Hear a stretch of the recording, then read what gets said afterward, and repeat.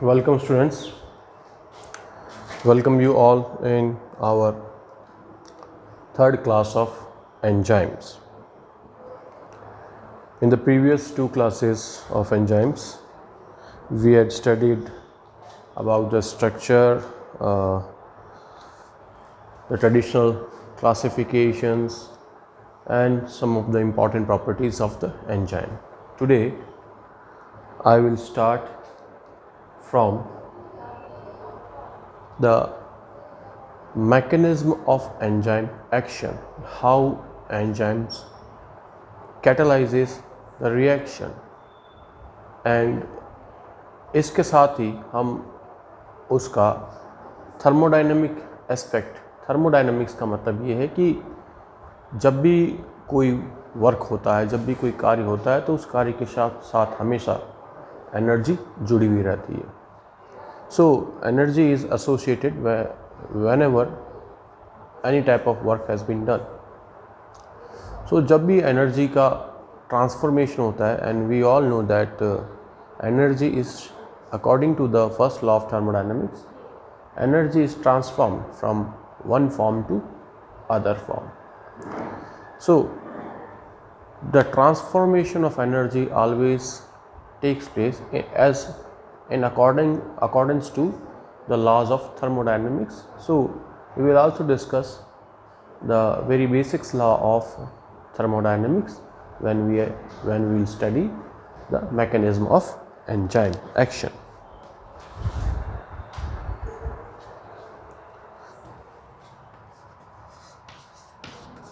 Mechanism of enzyme action.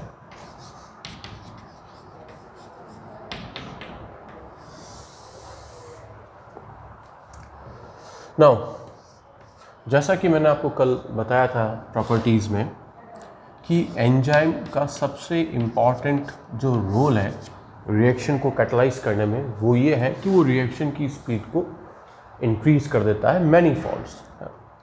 और उसका कारण क्या है? Enzyme actually decreases the free energy of activation.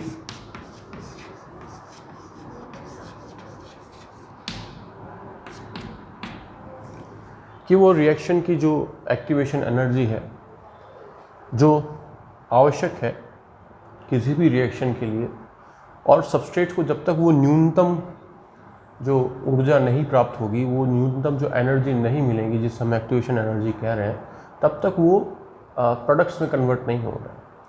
और ये जो प्रोसेस है जिसमें सबस्ट्रेट्स प्रोडक्ट में कन्वर्ट करते हैं, इसमें एक इंटरमीडिएट स्टेज और आती है जब एंजाइम उस रिएक्शन को कैटलाइज करता है, जिसको हम कहते हैं ट्रांजिशन स्टेट.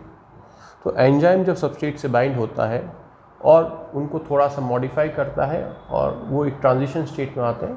ट्रांजिशन स्टेट बहुत ही अल्पकालीन होती है, अपन कहें कि बहुत शॉर्ट टाइम पीरियड की होती है, और वो उसकी एनर्जी लेवल बहुत ज़्यादा होता है, और ट्रांजिशन स्टेट के बाद वो प्रोडक्ट में कन्वर्ट होते हैं.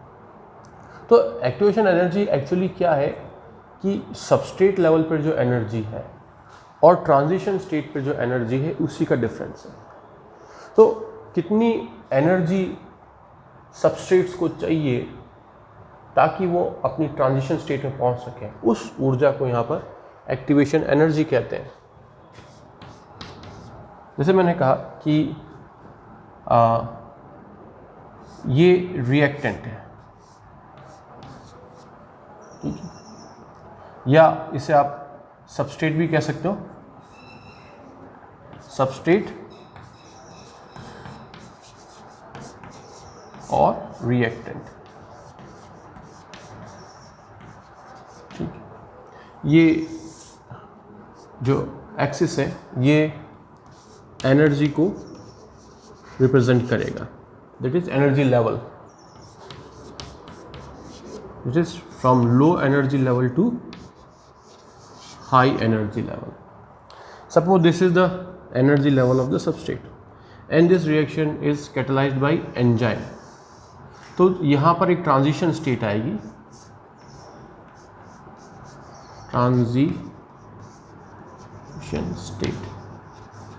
मान लिया ये सबस्टेट ट्रांजिशन स्टेट में जाता है और ट्रांजिशन स्टेट के बाद ये ट्रांजिशन स्टेट बहुत ही स्मॉल टाइम पीरियड की होगी, 10⁻⁻14 टू 10⁻12 सेकेंड तक हो सकती है, और फिर बाद में ये प्रोडक्ट में कन्वर्ट होगा।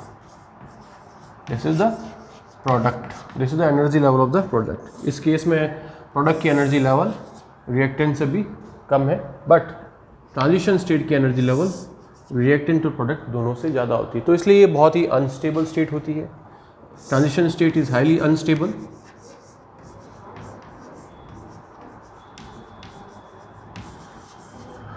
End of high energy.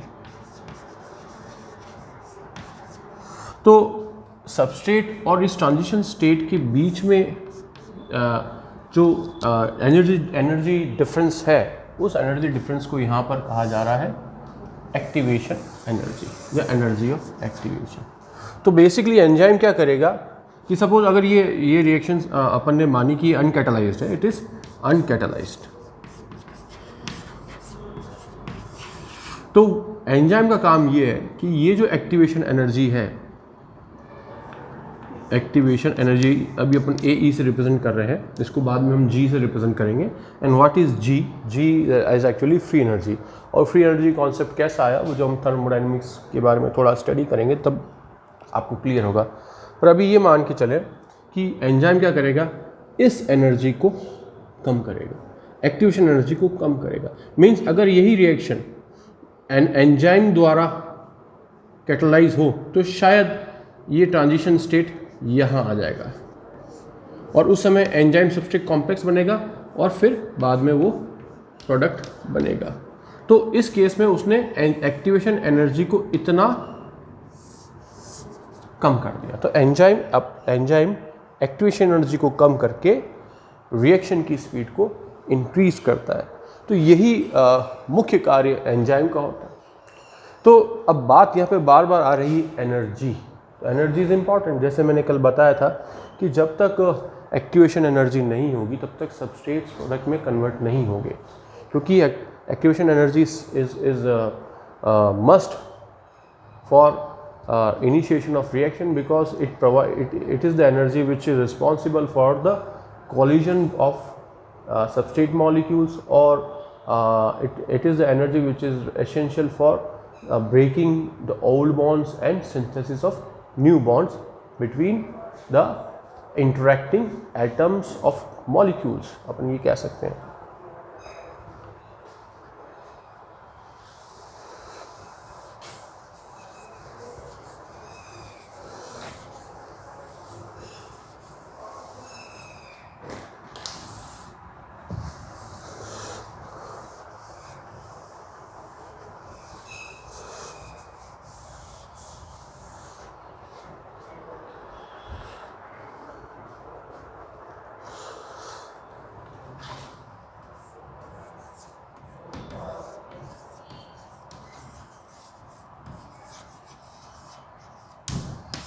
तो यहाँ वापस हम आएंगे मैकेनिज्म ऑफ एंजाइम एक्शन पर उससे पहले हम कुछ एनर्जी के बारे में डिस्कस करेंगे। कुछ इम्पॉर्टेंट टर्म्स है जैसे कि बायोएनर्जेटिक्स एंड थर्मोडायनामिक्स। सो हम एक स्लाइड एक ओवरव्यू देखेंगे जिससे हम उनकी टर्मिनोलॉजीज क्या कॉन्सेप्ट्स हैं उसके बारे में हम जानकारी प्राप्त कर सकें, और फिर हम एंजाइम की मैकेनिज्म एक्शन का जो मैकेनिज्म है उसका अध्ययन करेंगे और देखेंगे किस तरीके से एंडोथर्मिक रिएक्शंस और एक्सोथर्मिक रिएक्शंस के अंदर एनर्जी का ट्रांसफॉर्मेशन होता है with some examples. Bio energetics.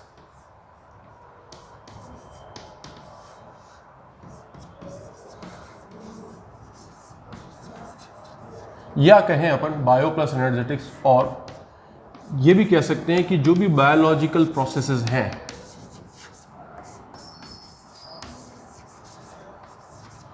उन प्रोसेसेस में जो एनर्जी का डिस्ट्रीब्यूशन है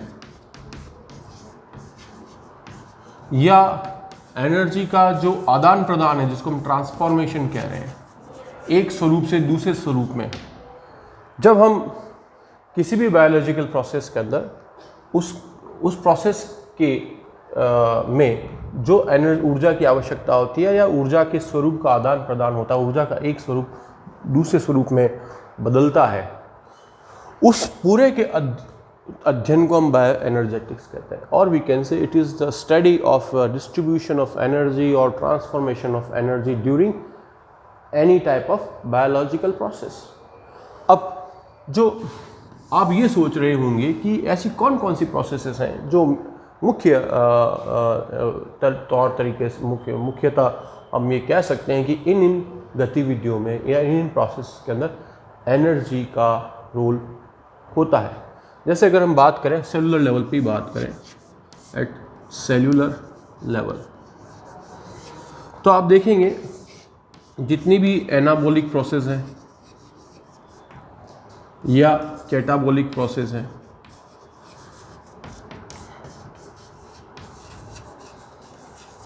उन सब में ऊर्जा का आदान प्रदान होता है। एनर्जी एनाबॉलिक प्रोसेस के अंदर जो लो एनर्जी मॉलिक्यूल्स है वो हाई एनर्जी मॉलिक्यूल्स बनाते हैं, तो उस प्रोसेस प्रक्रिया में एनर्जी की आवश्यकता होती है।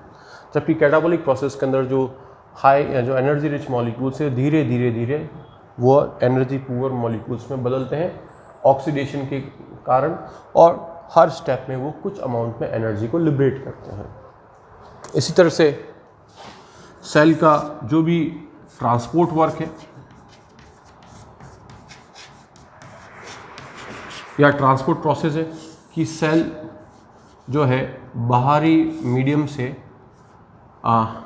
सब्सटेंसेस का या मॉलिक्यूल्स का या आयंस का अपटेक या करती है या उसे सिक्रेट करती है, तो the process known as transport. और ट्रांसपोर्ट में भी एनर्जी ऊर्जा की आवश्यकता होती है, खास करके एक्टिव ट्रांसपोर्ट में तो होती है। रिप्रोडक्शन,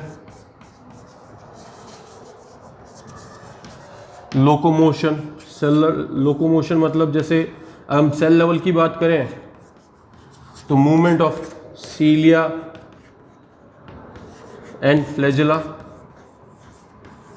हम अभी सिर्फ सेलुलर लेवल की बात करें तो कोई सी भी वर्क, जब वर्क की बात आती है, वर्क का मतलब ये हुआ कि फॉर एग्जांपल कि यहाँ कोई एक ऑब्जेक्ट है, सपोज ये एक टेबल है, उस टेबल पर ये एक ऑब्जेक्ट पड़ा है, ऑब्जेक्ट में भी कोई भी ऑब्जेक्ट, जैसे कि ये कोई बुक है, तो मुझे इस किताब को यहाँ से उठा करके किसी और जगह पर रखनी है, तो मैं उसकी पोजीशन में चेंज कर रहा हूँ। तो जब भी मैं पोजीशन इसकी चेंज करूँगा तो इसका मतलब मैंने कुछ ना कुछ वर्क किया है, एक कार्य किया। कार्य क्या किया कि मैंने इस किताब की जो पोजीशन है उसको बदल दी है। तो इट मीन्स जब भी कोई कार्य किया जाएगा या जब भी कोई वर्क किया जाएगा तो वह उसके पीछे ऊर्जा की आवश्यकता होगी, या अपन कहें वर्क इज एक्चुअली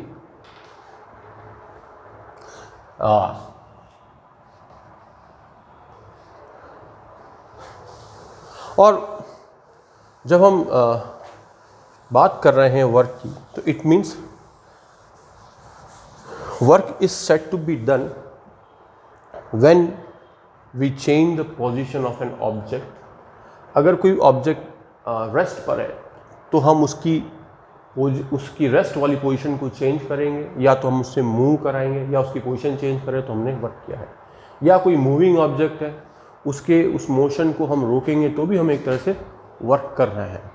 और इसी वर्क के लिए हम एनर्जी को डिफाइन कर सकते हैं। कैसे कि energy is the ability to do work. किसी भी कार्य करने की क्षमता को हम ऊर्जा कहते हैं। और कोई भी प्रोसेस होगी, सेलुलर प्रोसेस हो रही है या सेल में मूवमेंट हो रहा है, वेसाइकल्स मूव कर रही है, डीएनए रेप्लिकेशन हो रहा है, ट्रांसक्रिप्शन हो रहा है, ट्रांसलेशन हो रहा है, मेम्ब्रेन ट्रांसपोर्ट हो रहा है, एनाबॉलिक एक्टिविटीज़ हो रही है, कैटाबॉलिक एक्टिविटीज़ हो रही है, तो इन ये सब चीज़ें क्या है, एक कुछ ना कुछ कार्य हो रहा है और उस कार्य के पीछे एनर्जी इन्वॉल्व होती है और वह एनर्जी कैसे उस कार्य को संपादित करती है। क्या जब वो कार्य अपनी प्रगति पर होता है या वो कोई कार्य संपादित किया जाता है तो एनर्जी का किस तरीके से यूज़ होता है, क्या वो किस स्वरूप में उस कार्य के लिए अवेलेबल होती है, किस फॉर्म में अवेलेबल होती है, वर्क होने के पश्चात क्या उस ऊर्जा का स्वरूप वैसा का वैसा ही रहता है या उसके अंदर कोई बदलाव होता है। तो ये सब चीज़ें जो हैं, ये सब टॉपिक आता है थर्मोडायनामिक्स के अंदर।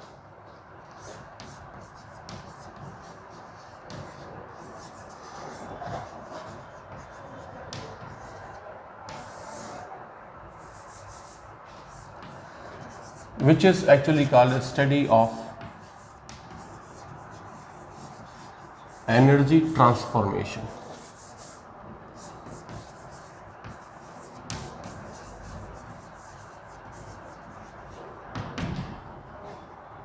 स्टडी ऑफ एनर्जी ट्रांसफॉर्मेशन मतलब रूपांतरण, यानी एक ऊर्जा का एक स्वरूप से दूसरे स्वरूप में उसका चेंज होना, उसको हम ट्रांसफॉर्मेशन कहते हैं। और ये भी क्लियर है, जब भी वर्क होगा, कोई भी कार्य होगा, उसके पीछे एनर्जी ट्रांसफॉर्मेशन भी होगा। वो बिना एनर्जी ट्रांसफॉर्मेशन के वर्क पॉसिबल नहीं है। और इस एनर्जी ट्रांसफॉर्मेशन को समझाने के लिए कि एनर्जी ट्रांसफॉर्मेशन कैसा होता है, इसके लिए लॉज दिए गए, कुछ नियम बनाए गए जिन्हें हम कहते हैं laws of thermodynamics.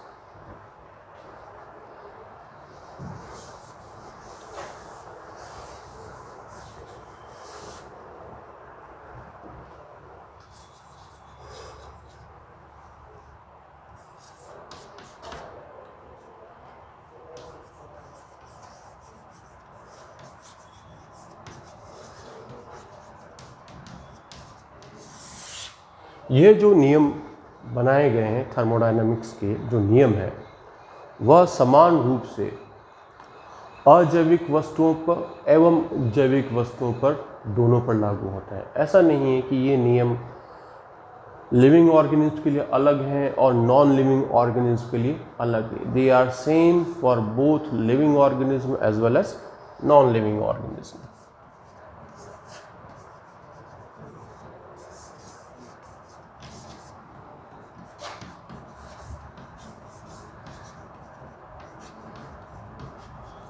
and non-living organism.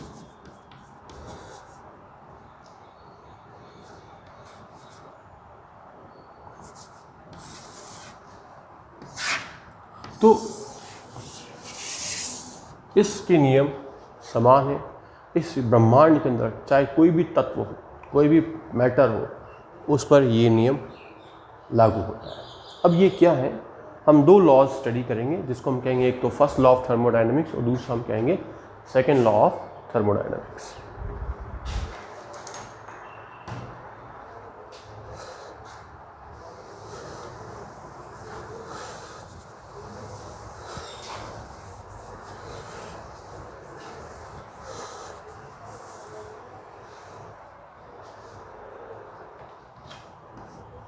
पहला है फर्स्ट लॉ ऑफ थर्मोडायनामिक्स।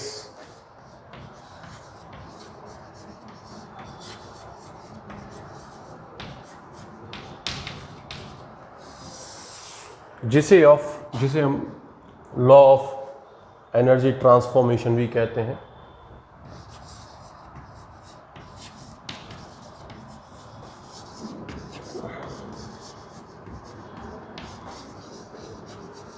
और आप सभी को इसके बारे में जानकारी होगी, और इसकी जो सटीक डेफिनेशन है वह इस प्रकार है कि energy is neither created nor destroyed.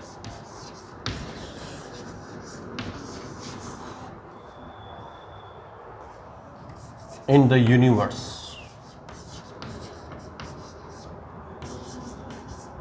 But it can be changed from one form to another.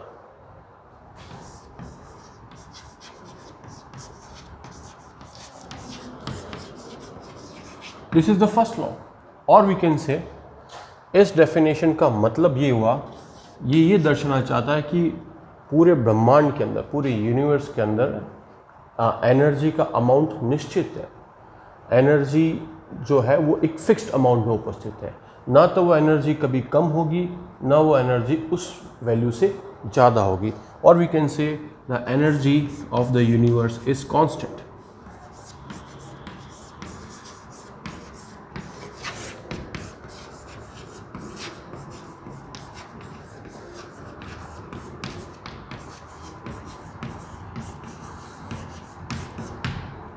Energy of the universe is constant.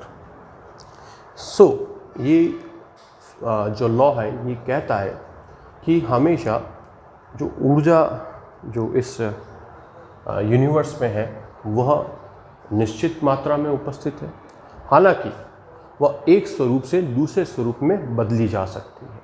उसका हम अलग से उसको प्रोड्यूस नहीं कर सकते। We can not produce new energy.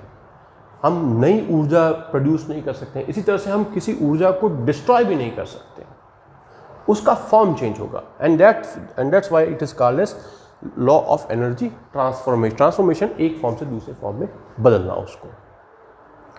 अब ये अकॉर्डिंग टू दिस लॉ हमने एनर्जी को यहाँ पे दो फॉर्म्स में, दो ब्रॉड कैटेगरीज में डिवाइड कर रहे हैं। One form is called as kinetic energy and another form of energy is called as potential energy.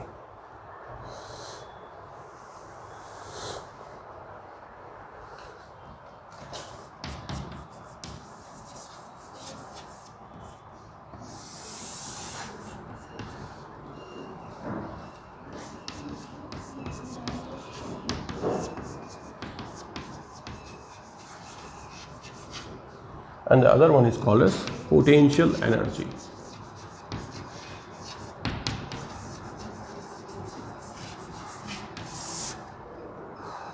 Kinetic energy in short form, it is written or it is designated as represented as Ke, and it is simply Pe, potential energy.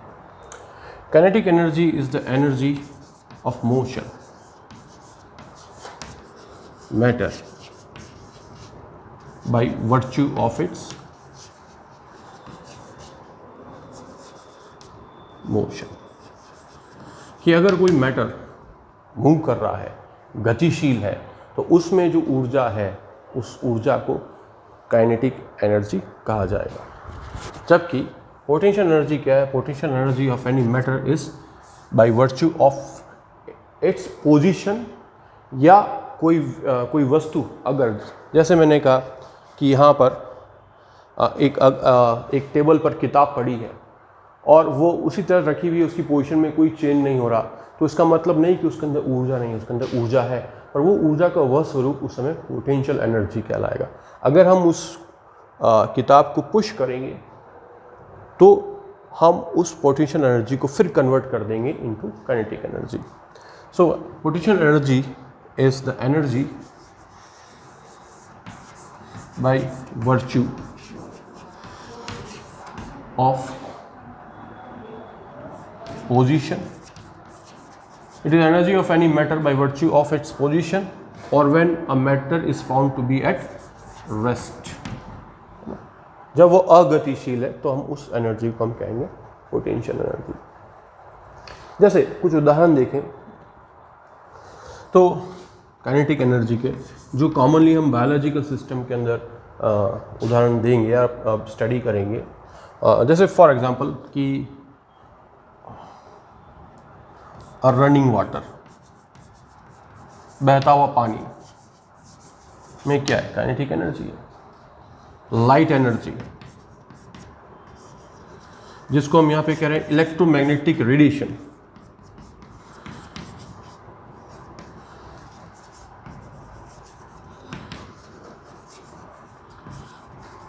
वह भी एक form of kinetic energy है, ठीक है। अ running car, a moving bicycle, a running bicycle, जब हम jogging करते हैं, जब हम स्विमिंग करते हैं, उस समय जो एनर्जी होती है, दैट इज द जो मूवमेंट हम कर रहे हैं, वो सारी की सारी काइनेटिक एनर्जी कहलाती है।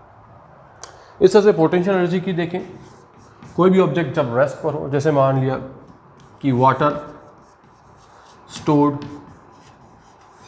बिहाइंड डैम, कि बांध में जो पानी भरा हुआ है, उस समय पानी के पास जो ऊर्जा है वो कौन सी है? पोटेंशियल एनर्जी है। या किसी बड़ी हाइट पर, एक बहुत बड़े पहाड़ पर कोई बड़ा सा ऑब्जेक्ट रखा है, या बहुत एक बड़ी बिल्डिंग के ऊपर कोई ऑब्जेक्ट रखा हुआ है, तो वो ऑब्जेक्ट भी पोटेंशियल एनर्जी है उसके पास। या इसको हम केमिकल एनर्जी भी कहते हैं, जैसे केमिकल एनर्जी ऑफ फूड, कि जैसे प्रकाश संश्लेषण हुआ, प्रकाश संश्लेषण के पश्चात जो शुगर बनी, जिस शुगर का संश्लेषण हुआ, उस शुगर के पास जो ऊर्जा है उस समय, वह ऊर्जा रासायनिक ऊर्जा कहलाती है। वह रासायनिक ऊर्जा एक प्रकार की पोटेंशियल एनर्जी है। और फिर वो रासायनिक ऊर्जा जो है वो धीरे धीरे सेल जिस प्रकार से उस ऊर्जा को यूज़ कर सकता है, जिस फॉर्म में ऊर्जा को यूज़ करता है, वह फॉर्म है एटीपी। तो फिर वो एटीपी में कन्वर्ट होती है, और एटीपी फिर डिफरेंट टाइप के सेलुलर वर्क्स के लिए रिस्पॉन्सिबल है। अब एनर्जी ट्रांसफॉर्मेशन होता है, जैसे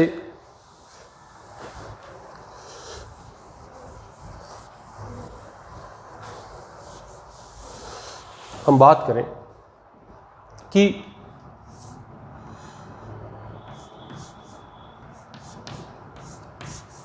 जो बड़े बड़े बांध होते हैं, उस बांध में बहुत ज़्यादा जल राशि होती है, water stored behind the dam.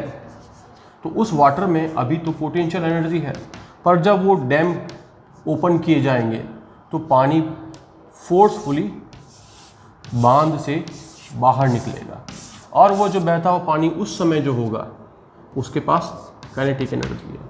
तो यहाँ पर वह पोटेंशियल एनर्जी कन्वर्ट हुई काइनेटिक एनर्जी के अंदर, दैट इज एनर्जी ट्रांसफॉर्मेशन।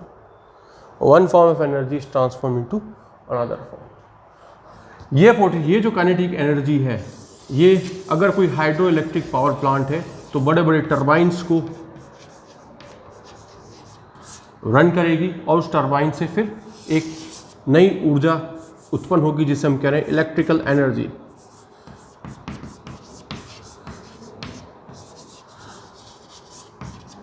जो बड़े बड़े ट्रांसफार्मर्स और जो इलेक्ट्रिक पावर प्लांट्स होते हैं, वहाँ पर इलेक्ट्रिकल एनर्जी प्रोड्यूस होती है। पर इसका मतलब ये नहीं है कि इलेक्ट्रिकल एनर्जी को हम नई इलेक्ट्रिकल एनर्जी जनरेट कर रहे हैं। ये जितने भी, चाहे हाइड्रो इलेक्ट्रिक पावर प्लांट हो, चाहे थर्मल पावर प्लांट हो, चाहे न्यूक्लियर पावर प्लांट हो, ये सब इलेक्ट्रिसिटी प्रोड्यूस कर रहे हैं, पर इसका मतलब नहीं है they are producing a new type of energy. यह एनर्जी एक्चुअली आ कहाँ से रही है? इस वाटर की एनर्जी से आ रही है, अगर हाइड्रो इलेक्ट्रिक पावर प्लांट है। अगर थर्मल पावर प्लांट है तो जो कोल के अंदर ऊर्जा है, उसके अंदर जो ऊर्जा है उसको हमने इलेक्ट्रिकल एनर्जी में कन्वर्ट कर दिया। अगर न्यूक्लियर पावर प्लांट है तो जो ऐसे एलिमेंट्स जिनके पास क्या है कि न्यूक्लियर फ्यूज़न रिएक्शंस में जाते हैं, वो उस न्यूक्लियर एनर्जी को कन्वर्ट करते हैं हम उसको इलेक्ट्रिकल एनर्जी के फॉर्म में। तो कुल मिला के हम एनर्जी को एक फॉर्म से दूसरी फॉर्म में कन्वर्ट किया जा सकता है, या एक फॉर्म ऑफ एनर्जी को दूसरी फॉर्म ऑफ एनर्जी में ट्रांसफॉर्म किया जा सकता है। जैसे कि हम बात करें कि अगर कोई कार का एग्जांपल है सिंपल,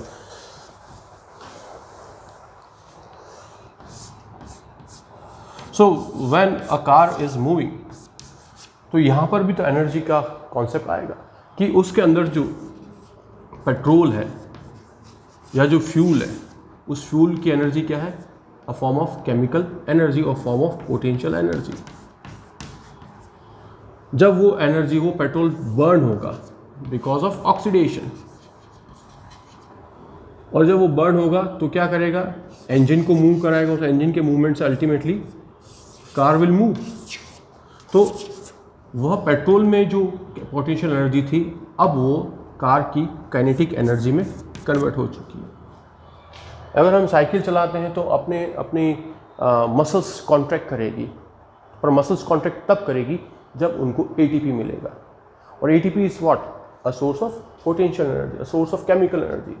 तो the chemical energy of ATP is then converted into the muscle contraction, and that contraction of muscle is actually kinetic energy. और उस कारण वो क्या है, we are pedalling the cycle, हम साइकिल के पेडल्स को मूव करते हैं, पेडल चलाते हैं और साइकिल रन करती है। तो हर जगह कोई सा भी आप एग्जाम्पल देख लो, चाहे वो नॉन लिविंग एग्जाम्पल देखो, नॉन लिविंग सिस्टम में देखोगे या लिविंग सिस्टम के अंदर आप देखेंगे, तो आपको हर जगह एनर्जी ट्रांसफॉर्मेशन मिलेगा। कोई भी वर्क बिना एनर्जी ट्रांसफॉर्मेशन के नहीं हो सकता। सो ये एक अपन कह सकते हैं, it is a universal truth that for every work there is some amount of energy behind it, and वो वर्क तभी होगा जब उस ऊर्जा का एक स्वरूप से हम दूसरे स्वरूप में ट्रांसफ़र भी होगा। जब ऊर्जा का एक स्वरूप दूसरे स्वरूप में बदलेगा तब जाके कोई वर्क कंप्लीट होगा। तो this is the universal truth for non living thing as well as living thing. अब बात यहाँ आती है, दूसरी बात अब एक इसमें आती है कि जो एनर्जी ट्रांसफॉर्मेशन हो रहा है, अब हम बात करेंगे एनर्जी की क्वांटिटी की, या एनर्जी को मेज़र करेंगे यहाँ पर कि मान लिया कि पेट्रोल के अंदर, जैसे मान लिया इस पेट्रोल के अंदर सपोज 10 लीटर पेट्रोल है टोटल इस कार के अंदर, और उस 10 लीटर पेट्रोल को के अंदर जो एनर्जी है, सपोज हम मान लेते हैं कि उसके पास 30,000 जूल्स के आसपास, जूल्स या किलो कैलोरी या कैलोरी, जो they are actually the units of measurement of energy. तो कुल मिलाकर के ऊर्जा कितनी है इस पेट्रोल के पास, 30,000 जूल। ठीक है, कि ये जो 10 लीटर पेट्रोल है उसके अंदर कुल मिला के इतनी ऊर्जा है। तो और मान लिया कि ये सारा का सारा पेट्रोल उस कार ने खर्च कर दिया, कि ये किसी जगह से दूसरी जगह पर गई और उसने 10 लीटर पेट्रोल को कंज्यूम किया। इसका मतलब उसने 30,000 जूल्स एनर्जी कंज्यूम कर ली। वो एनर्जी कंज्यूम हुई, मतलब वो एनर्जी ट्रांसफ़र हुई, वो जो पेट्रोल के अंदर एनर्जी थी वो इसके मूवमेंट में काम आई। नाउ द क्वेश्चन अराइजेस, क्या सारी की सारी 30,000 जूल्स जो एनर्जी जो उस समय इस पेट्रोल के अंदर केमिकल एनर्जी के फॉर्म में, या अपन कहें कि पोटेंशियल एनर्जी के फॉर्म में मौजूद थी, क्या वो सारी की सारी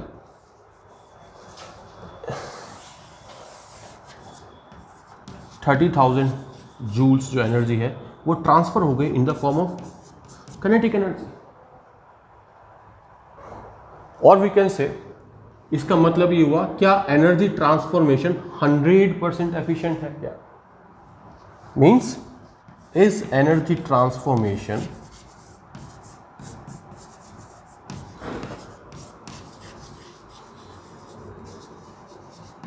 is 100% efficient?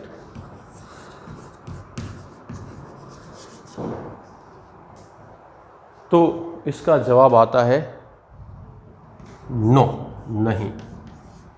कभी भी सारी की सारी ऊर्जा, मान लिया कि ये जो पोटेंशियल एनर्जी की फॉर्म में थी, केमिकल एनर्जी की फॉर्म में थी, ये कभी भी पूरी की पूरी काइनेटिक एनर्जी में कन्वर्ट नहीं होगी। इसका मतलब ये हुआ, अगर ये सारी की सारी नहीं हो रही है, इट मीन्स काइनेटिक एनर्जी जो यहाँ पर प्रोड्यूस हुई है वो 30,000 जूल से तो कम होगी। मान लिया ये 20,000 जूल्स के आसपास ही ऊर्जा जो है वो काइनेटिक एनर्जी के फॉर्म में आई, तो बाकी 10,000 जूल एनर्जी कहाँ गई?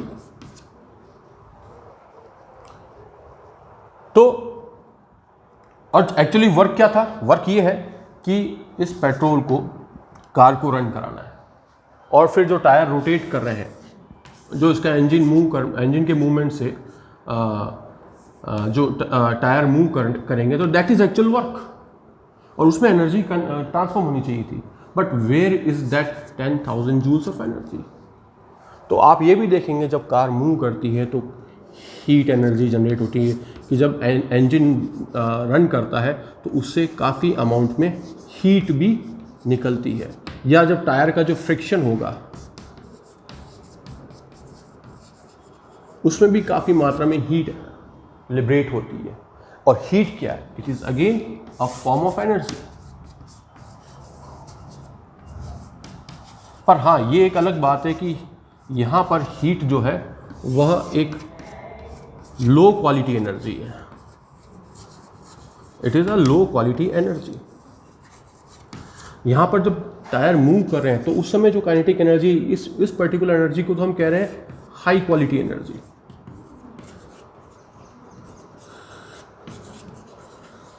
तो यहाँ पे भी एनर्जी को हमने दो फॉर्म में, दो अलग वे में हम इसको डिस्क्राइब करें। One form of energy is called as high quality energy and another form of energy is low quality energy. Now what is the difference between this high quality energy and low quality energy? High quality energy means the actual amount of energy which is actually used to do work.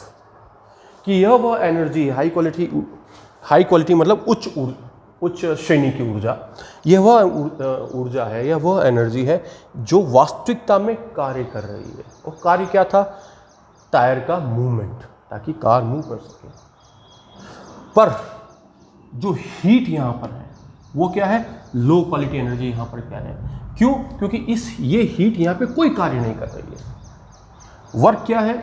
Ultimate motive of this particular energy का motive क्या है? कि car को move करना। This is actually work. और उस work के लिए जो ऊर्जा रिस्पॉन्सिबल है, that energy is called as high quality energy. उसके अतिरिक्त कोई ऊर्जा वहाँ पर उत्पन्न होती है जैसे कि हीट के फॉर्म में, तो वो लो क्वालिटी एनर्जी कहलाएगी, क्योंकि यहाँ पे हीट का कोई रोल नहीं है इस कार के मूवमेंट में।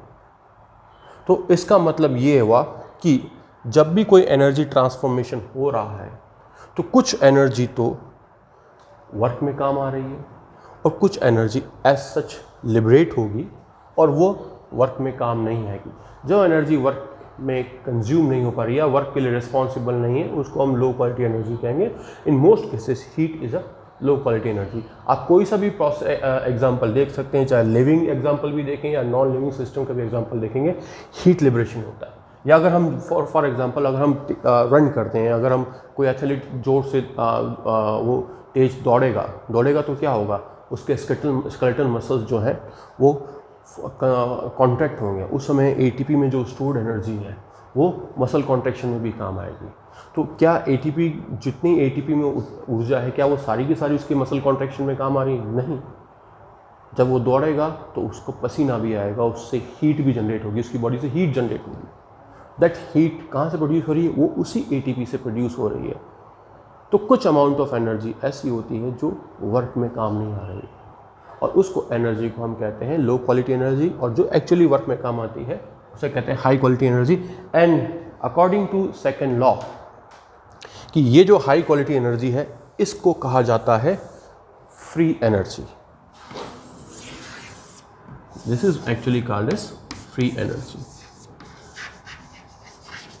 जिसको कैपिटल जी से रिप्रेजेंट करते हैं। And now you can define free energy. What is free energy? ये सब चीज है अकॉर्डिंग टू सेकेंड लॉ ये सेकेंड लॉ की बात आ रही है। और सेकेंड लॉ की बात क्यों आती है? क्योंकि एनर्जी ट्रांसफॉर्मेशन कभी 100% एफिशिएंट नहीं होते।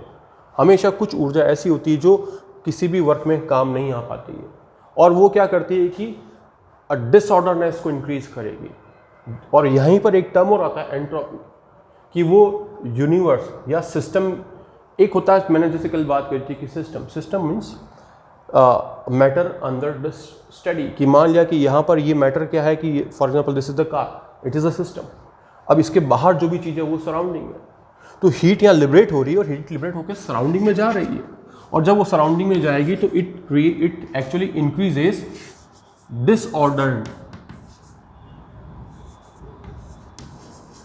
disorder in surrounding.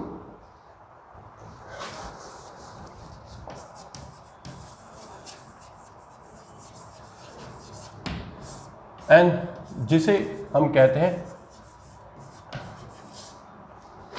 एंट्रोपी। अगर सराउंडिंग मीडियम का डिसऑर्डरनेस इंक्रीज होता है तो अपन कहेंगे एंट्रोपी इंक्रीज हो रही है। और जो एक्चुअल एनर्जी उसे हम कह रहे हैं फ्री एनर्जी। तो सेकंड लॉ यहाँ पर दो इंपॉर्टेंट टर्म्स को इंट्रोड्यूस करता है। पहला, एक तो फ्री एनर्जी कॉन्सेप्ट को इंट्रोड्यूस करता है, दूसरा it also introduce the concept of entropy, that is measurement of randomness, measurement of disorderness in the surrounding. तो हम लिविंग ऑर्गेन्स की बात करें, अब लिविंग ऑर्गेन्स को यूज करते हुए हम इन फर्स्ट लॉ सेकेंड लॉ को देखें।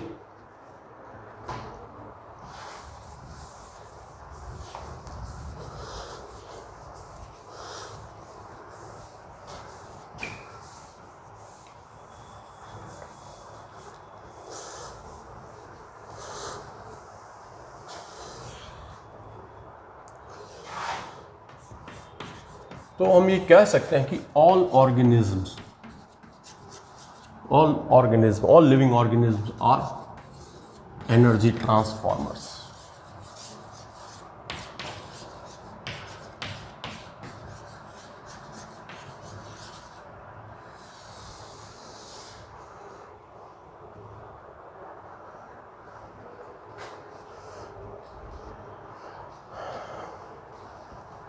एनर्जी ट्रांसफॉर्मर्स, हर लिविंग ऑर्गेनिज्म एनर्जी ट्रांसफॉर्मर्स है, मीन बिकॉज कि कोई भी प्रोसेस वो करेंगे, जब भी कोई वो वर्क परफॉर्म करेंगे तो उस वर्क में जब भी कोई वर्क होगा तब एनर्जी ट्रांसफॉर्मेशन होगा। और जब एनर्जी ट्रांसफॉर्मेशन होगा तो एक फॉर्म ऑफ एनर्जी दूसरी फॉर्म में कन्वर्ट होगी, और जब एक फॉर्म दूसरी फॉर्म में कन्वर्ट होगी तो वो उन दोनों लॉज को फॉलो करेगी, उन दोनों लॉज के अकॉर्डिंग होगी। पहला लॉ क्या है? That is energy can not be created nor it can be destroyed. One form of energy is simply transformed into another. जैसे मान लिया फोटोसिंथेसिस,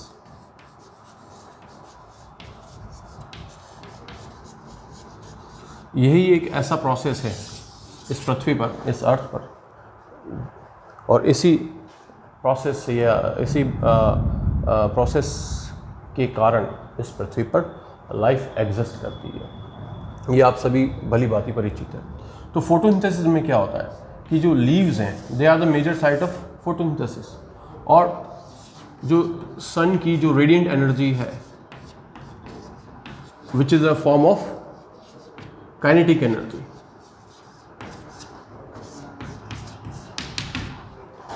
यहाँ पे ऑब्वियसली क्लोरोफिल मॉलिक्यूल्स होंगे, कार्बन डाइऑक्साइड और जो वाटर हैं, these are actually the raw material, और इनकी प्रेजेंस में कार्बन डाइऑक्साइड और वाटर जो रिएक्ट होंगे, इनकी रिएक्शन होगी obviously in the presence of sunlight, जो है इस प्रोसेस को एनर्जी देगी। Ultimately they are converted into sugar, and that sugar is actually a form of chemical energy. हालांकि बाद में जिस भी जगह पर जो अलग अलग सेल्स, जो अलग अलग टिश्यूज़ हैं, अलग अलग पार्ट्स हैं, वहाँ पर उस शुगर को प्रोड्यूस किया, उस ट्रांसपोर्ट किया जाएगा, फिर उन सेल्स के अंदर या उन टिश्यूज़ के अंदर शुगर ऑक्सीडाइज होगी और अल्टीमेटली वो एटीपी फॉर्मेशन करेगी। Again ATP is again a form of chemical energy, और फिर सेल जो भी वर्क करेगा वहाँ पर एटीपी कंज्यूम होगी। ठीक है, तो kinetic energy that is radiant energy is converted into chemical energy of the food, this is energy transformation. और जब इसका ऑक्सीडेशन होगा एटीपी, अब जैसे मान लिया कि सेल ने कोई वर्क किया, जैसे मान लिया इसने ट्रांसपोर्ट का वर्क किया, मेम्ब्रेन ट्रांसपोर्ट का वर्क हुआ, तो एटीपी कंज्यूम हुई, एटीपी खर्च हुई, और वो किस में कन्वर्ट हो रही है, वो किस में ट्रांसफॉर्म हो रही है? In the movement of molecules. तो जब मॉलिक्यूल्स सेल के बाहर अंदर बाहर आ जा रहे हैं तो वो काइनेटिक एनर्जी में होगी उस समय। पर फिर इंपॉर्टेंट थिंग इज दैट, पहली बात तो हो गई कि according to first law energy transformation हुआ, बट अब बात ये आ रही है क्या ये जो एनर्जी ट्रांसफॉर्मेशन हो रहा है वो क्या 100% एफिशिएंट है? ये अपन कहें कि जो जितनी रेडिएंट एनर्जी उनकी फोटोसिंथेटिक एपरेटस पर पड़ी, यहाँ पर जितनी अमाउंट ऑफ एनर्जी यहाँ पर फोटोसिंथेटिक एपरेटस में उन पर स्ट्राइक कर रही है, तो क्या वो सारी की सारी उस शुगर में कन्वर्ट हो रही है? नहीं, एनर्जी का लॉस होगा, क्योंकि ये कोई सिंगल स्टेप प्रोसेस नहीं है कि शुगर मॉलिक्यूल फॉर्म हुआ था, सिंगल स्टेप प्रोसेस नहीं है। यहाँ पर इलेक्ट्रॉन्स, जो एनर्जी रिच इलेक्ट्रॉन जब जनरेट होते हैं क्लोरोफिल मॉलिक्यूल्स के, जिसको हम कहते हैं फोटो एक्साइटेशन होता है, और जो एनर्जी रिच इलेक्ट्रॉन्स हैं वो इलेक्ट्रॉन्स फिर मूव करेंगे। जब वो मूव करेंगे अलग अलग इलेक्ट्रॉन ट्रांसपोर्ट चेन में, तो थोड़ी बहुत अमाउंट ऑफ एनर्जी वो धीरे धीरे लिबरेट करते रहेंगे इन द फॉर्म ऑफ हीट। तो यहाँ पे भी हीट प्रोडक्शन होता है, बट वो that heat is doing nothing, वो उस वर्क में इन्वॉल्व नहीं है। तो there is loss of energy which increases the entropy of the universe. तो अब हम बात कर रहे हैं वापिस सेकेंड लॉ की यहाँ पर।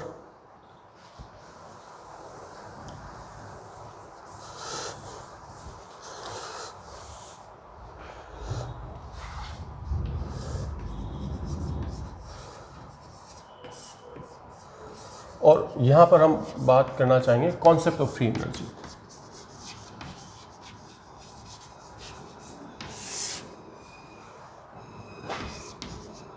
That is denoted by capital G.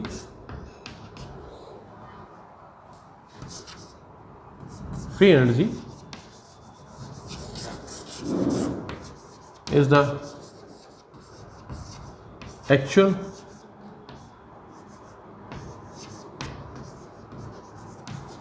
amount of energy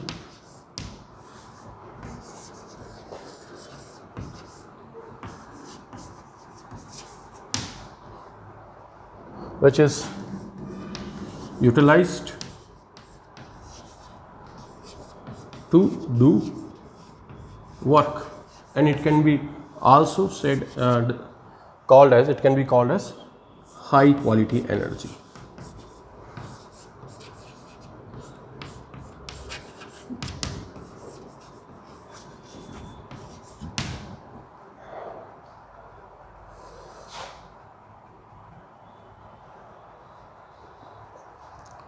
Now,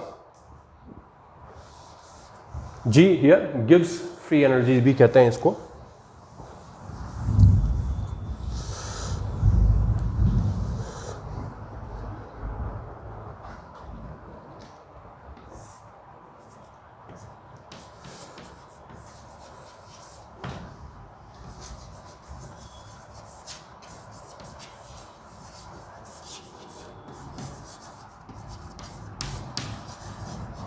इसको आप सेकेंड लॉ को आप इस तरीके से डिफाइन करते हैं कि ड्यूरिंग एवरी और during any energy transformation there is loss of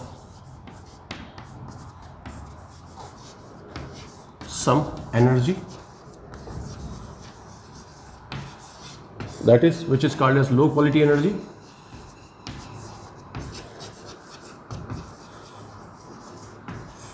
which increases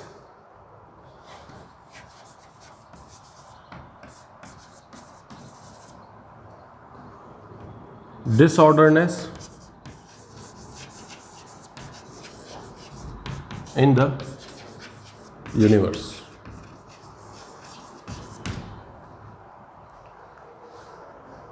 Or we can say कि energy transformation are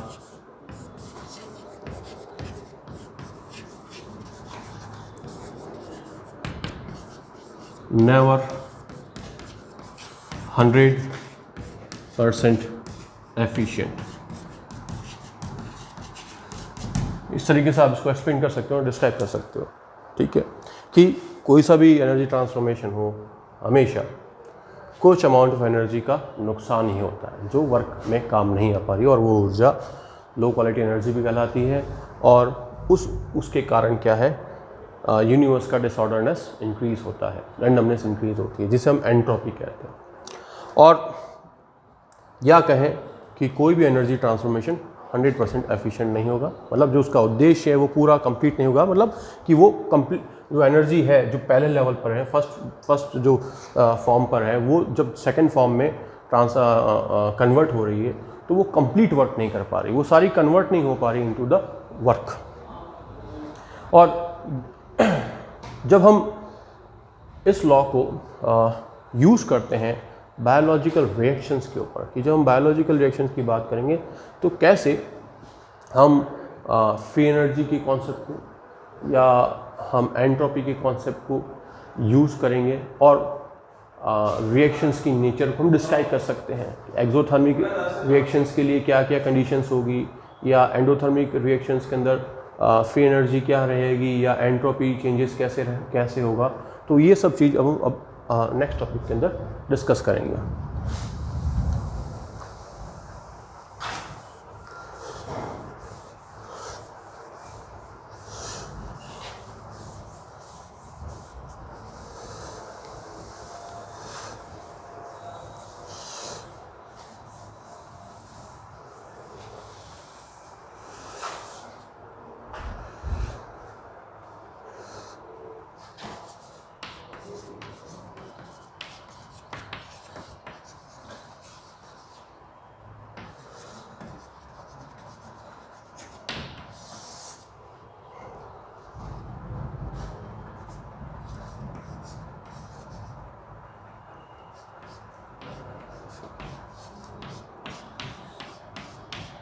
एक बहुत इंपॉर्टेंट इक्वेशन है, गिब्स हेल्महोल्ट्ज इक्वेशन भी कहते हैं इसे। Delta G is equal to delta H minus T delta S. यहाँ पर हम जिस भी सिस्टम की स्टडी कर रहे हैं उस सिस्टम के अंदर वो टेम्परेचर यहाँ पर कांस्टेंट है, जहाँ पर डेल्टा जी जो है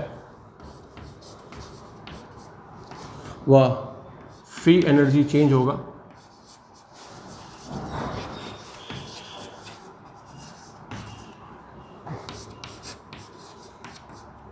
इसे एंथैल्पी चेंज कहेंगे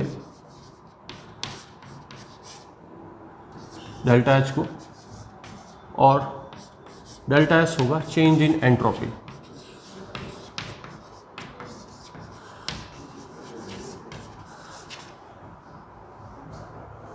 यहाँ पे एक इम्पॉर्टेंट बात ये है ध्यान रखने की है कि जो डेल्टा जी है वह हमेशा एनर्जी का डिफरेंस है between the initial form and between the final form. कि कोई भी प्रोसेस हो रही है तो इनिशियली उस प्रोसेस के स्टार्टिंग के समय क्या एनर्जी लेवल था वो जी इनिशियल लेवल कहलाएगा, और जब प्रोसेस कंप्लीट होने के बाद जो एनर्जी लेवल या एनर्जी रहेगी उसे हम कहेंगे जी फाइनल स्टेज रहेंगे। ठीक है, इसको हम रिएक्शंस के माध्यम से समझने की कोशिश करेंगे। जैसे सपोज एक वापस सिंपल एग्जांपल लेते हैं कि in our example of car जो मूव कर रही थी, कि सपोज हम मान के चलते हैं कि 100 जूल एनर्जी पेट्रोल के फॉर्म में है, and this 100 joule is the total amount of energy, total amount of energy in system। अब ये जो टोटल अमाउंट ऑफ एनर्जी है यही इस एनर्जी से इसको वर्क करना है। ठीक है, और इस टोटल अमाउंट ऑफ एनर्जी को हम एंथैल्पी कहते हैं, H। तो एक्चुअली एंथैल्पी क्या है? Is the total amount of energy of the system, it is enthalpy. Enthalpy change means the change in the total amount of energy, or change in the total amount of energy of the system is enthalpy change। Now इसमें से मान लिया कि 75 joule जो energy है, ठीक है, वो एक्चुअली मूवमेंट में काम आ रही है।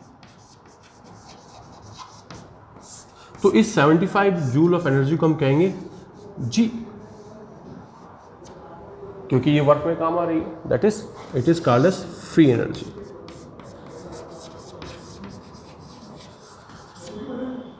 जबकि कुछ अमाउंट ऑफ एनर्जी हीट में लिबरेट होगी जब कार रन करेगी, तो वो जो हीट फॉर्म में जो एनर्जी लिबरेट हो रही है वह लो क्वालिटी एनर्जी होगी। ठीक है, और मान लिया 25 जूल के आसपास एनर्जी हीट के फॉर्म में लिबरेट हो रही है, और वह क्या कर रही है?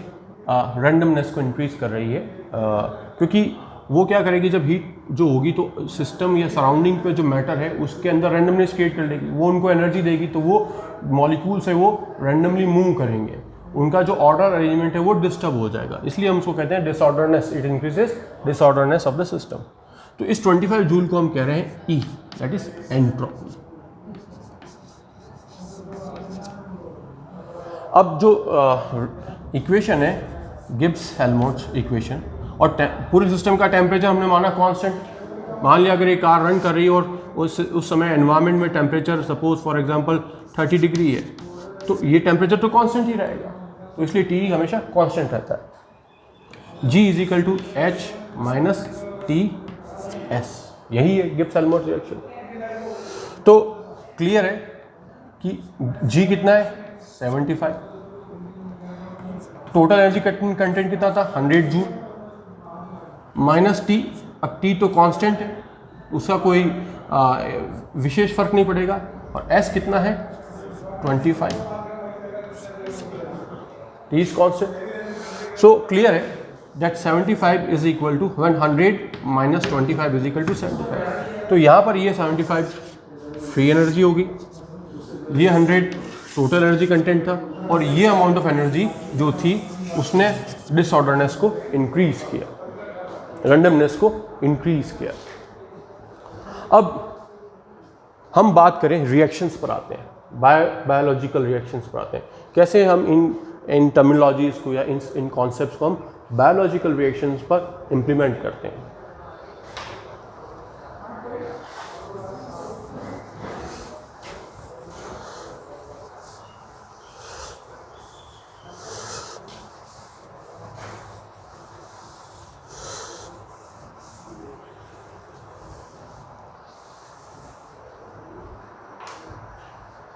तो वापस से मैं उसी एंजाइम की जो मैकेनिज्म ऑफ एक्शन पर उस पर आते हुए हम इन बायोलॉजिकल रिएक्शंस पर इन टर्मिनोलॉजीज का कैसे यूज़ करेंगे, इस्तेमाल करेंगे, वो देखेंगे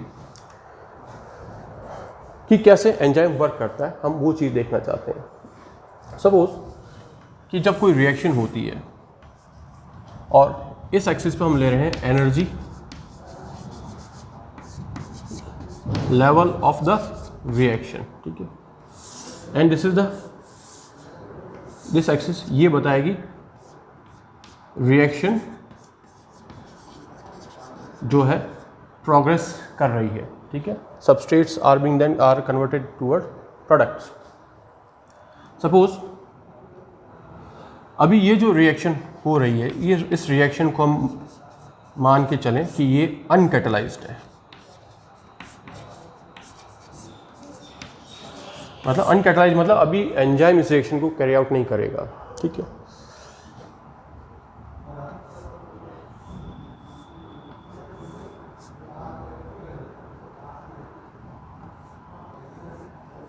suppose this is R, R का मतलब यहाँ पे रिएक्टेंट्स, सबस्ट्रेट्स, ठीक है, और ये उसकी एनर्जी है, उस एनर्जी को हम कहेंगे G R, that is free energy of reactant. अब इस रिएक्शन को कंप्लीट होना है तो इसको लगभग इतनी अमाउंट ऑफ एनर्जी चाहिए, यहाँ एक ट्रांजिशन स्टेट आएगी, ट्रांजिशन स्टेट, और वो ट्रांजिशन स्टेट से फिर वो धीरे धीरे धीरे प्रोडक्ट में कन्वर्ट होगा। Suppose this is P, P here stands for product, और ये उसका एनर्जी लेवल है, that is GP, free energy of the product. और मैंने कहा था कि जो एनर्जी डिफरेंस होगा ट्रांजिशन स्टेट और रिएक्टेंट के बीच में, दिस इज, इस एनर्जी डिफरेंस को हम कह रहे हैं G star, that is free energy of activation. अब फ्री एनर्जी का मतलब आप समझे, जो उस वर्क में काम आए energy, free energy of activation. मतलब कि अगर रिएक्टेंट को इस अमाउंट की एनर्जी मिल जाए तो वो ये रिएक्शन कंप्लीट होगी और फिर वो प्रोडक्ट में कन्वर्ट होगा। अब जो रिएक्टेंट और प्रोडक्ट के बीच का जो एनर्जी डिफरेंस है उसे हम कहेंगे सिंपली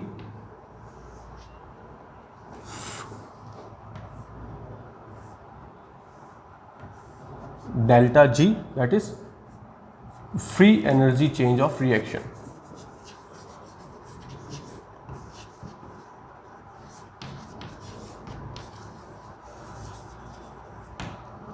और ये एनर्जी डिफरेंस जो है इसको हम डेल्टा जी कहेंगे, delta G star, that is free energy change और फ्री एनर्जी ऑफ एक्टिवेशन, क्योंकि ट्रांजिशन स्टेट और इसके डिफरेंस को हम डेल्टा जी कहेंगे।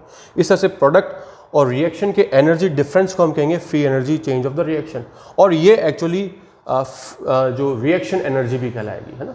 This is actually the energy of the reaction. Enzyme कभी भी इसको डिस्टर्ब नहीं करेगा। एंजाइम हमेशा इस चीज़ को डिस्टर्ब करेगा, डिस्टर्ब इन द सेंस इसको इस पर इफेक्ट डालेगा। वो कभी भी इसमें चेंज लेके नहीं आएगा, एंजाइम हमेशा इसमें चेंज लेके आएगा।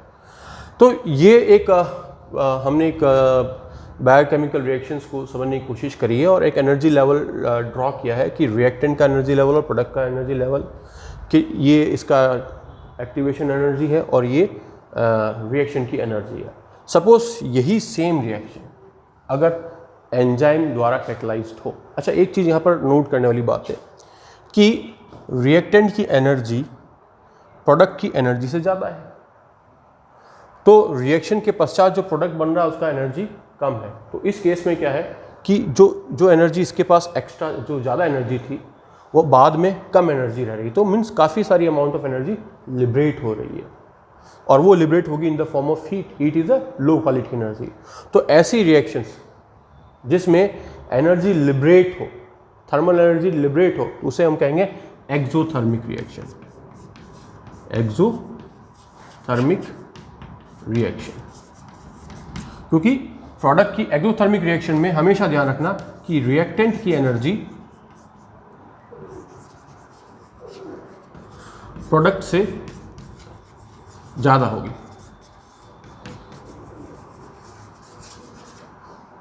या इसका मतलब ये हुआ कि G R is always greater as compare to G P. Clear? तो दिस इज ये एक एक्सोथर्मिक रिएक्शन है जो अभी अनकैटलाइज्ड है। पर यही हम बात करें सेम रिएक्शन अगर एंजाइम कैटलाइज्ड हो तो हम इसको किस तरीके से डिस्क्राइब करेंगे।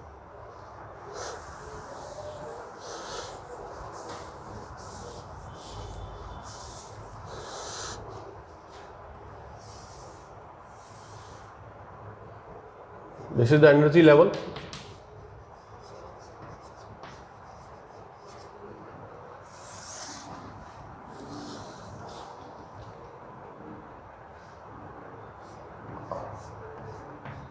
R, that is GR. Product यहाँ आ रहा है,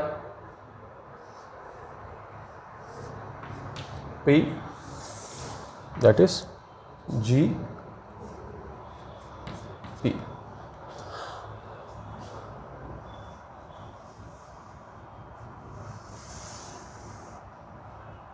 जब एंजाइम इस रिएक्शन को कैटलाइज करेगा तो यहाँ पर एक ट्रांजिशन स्टेट बनेगी जिसे हम कहेंगे एंजाइम सबस्ट्रेट कॉम्प्लेक्स। और रिएक्टेंट और इसके एंजाइम सबस्ट्रेट कॉम्प्लेक्स के बीच के जो एनर्जी डिफरेंस है उसे कहा जाएगा delta G star, that is free energy of activation. और रिएक्टेंट और प्रोडक्ट की एनर्जी डिफरेंस को हम कहेंगे delta G. This is enzyme catalysed same reaction. अब आप इसमें देखेंगे क्या फ़र्क है। फ़र्क सिर्फ एक ही चीज़ में है, वो है डेल्टा जी स्टार। कि डेल्टा जी स्टार इस केस में ज़्यादा है और डेल्टा जी स्टार इस केस में बहुत कम है। जबकि डेल्टा जी ये जो है, चाहे कैटलाइज्ड हो चाहे uncatalysed reaction, delta G is same. It means कि एंजाइम कभी भी फ्री एनर्जी जो चेंज है, जो एनर्जी, जो रिएक्शन की जो एनर्जी है उसको कभी भी डिस्टर्ब नहीं करता। वो कभी भी इसमें चेंज इंड्यूस नहीं करेगा। वह सिर्फ क्या करेगा, फ्री एनर्जी ऑफ एक्टिवेशन को कम कर देगा ताकि रिएक्शन की स्पीड बढ़ जाएगी। इसी तरीके से ये एंजाइम वर्क करता है। This particular reaction is same, it is again an example of exothermic reaction. Exothermic reaction means a reaction where the energy of product is low as compared to energy of the reactant, and in this case the energy is liberated during the process in the form of heat, which is a low quality energy. अगर हम देखें endothermic process,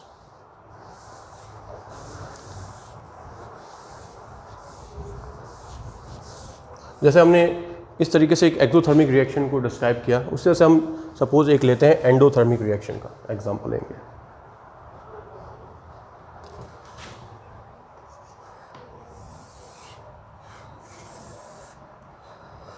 again it is the energy level. Suppose this is the energy level of reactant,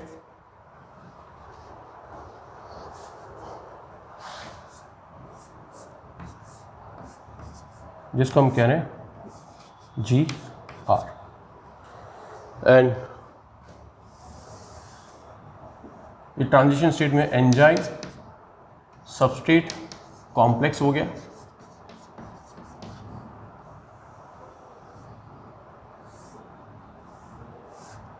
इसको हम कहेंगे product. और मान लिया कि ये जो एनर्जी डिफरेंस है between reactant and enzyme substrate complex is called as delta G star. Delta G star means free energy of activation, and this is the energy difference between reactant and product. reactant की और product की energy का difference, जिसको हम कहेंगे free energy of the reaction. It is free energy of reaction. This is delta G is the activation energy. Now ये reaction actually है endothermic reaction.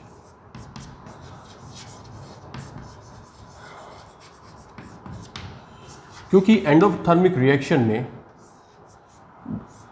energy of product is more as compared to energy of reactant. आप देखेंगे कि reactant की energy कम है जबकि product की energy अधिक है। तो यह ऐसी रासायनिक अभिक्रिया है जिसमें ऊर्जा देनी पड़ रही है, आगे इसको हमको एडिशनल एनर्जी देनी पड़ेगी।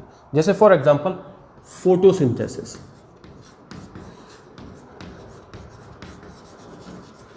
फोटोसिंथेसिस एक एंडोथर्मिक प्रोसेस है, ठीक है, या इसको एंडरगोनिक प्रोसेसेस भी कहते हैं, जिसमें प्रोडक्ट की एनर्जी ज़्यादा होगी as compare to the reactant. जैसे कि फोटोसिंथेसिस में क्या है, कार्बन डाइऑक्साइड और वाटर जो होते हैं वो रिएक्टेंट्स होते हैं। Obviously carbon dioxide and water are very they are actually energy poor molecules, उनका एनर्जी लेवल बहुत ही कम होता है।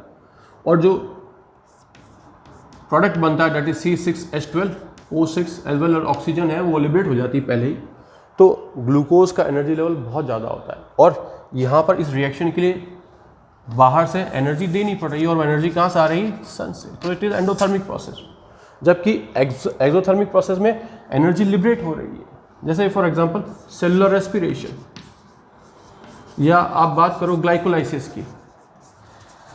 तो ये क्या है, ग्लाइकोलाइसिस एक एक्सोथर्मिक प्रोसेस है कि जो ग्लूकोज है वो ग्लूकोज, जब ग्लाइकोलाइसिस जो ग्लूकोज मॉलिक्यूल है उसका energy as compare to its product यहाँ पर वैसे बेसिकली पायरुवेट है, हालांकि पायरुवेट के पास भी काफ़ी एनर्जी, बट एनर्जी पायरुवेट की हमेशा ग्लूकोज से कम ही होती है।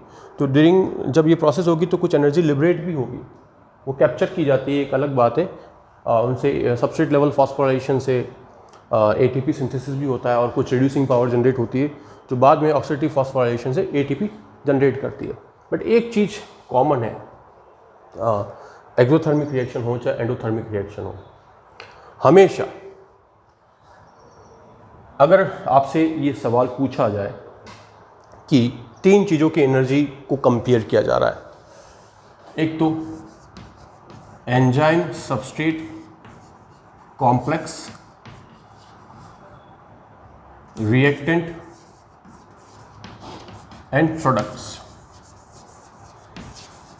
क्योंकि ये जो हमने एनर्जी लेवल डायग्राम्स ड्रॉ किए उनमें हमने 3 स्पीसीज को यहाँ पे लिया है। एक तो रिएक्टेंट लिया है, एक हमने एंजाइम सब्सट्रेट कॉम्प्लेक्स लिया है और एक हमने प्रोडक्ट लिया है।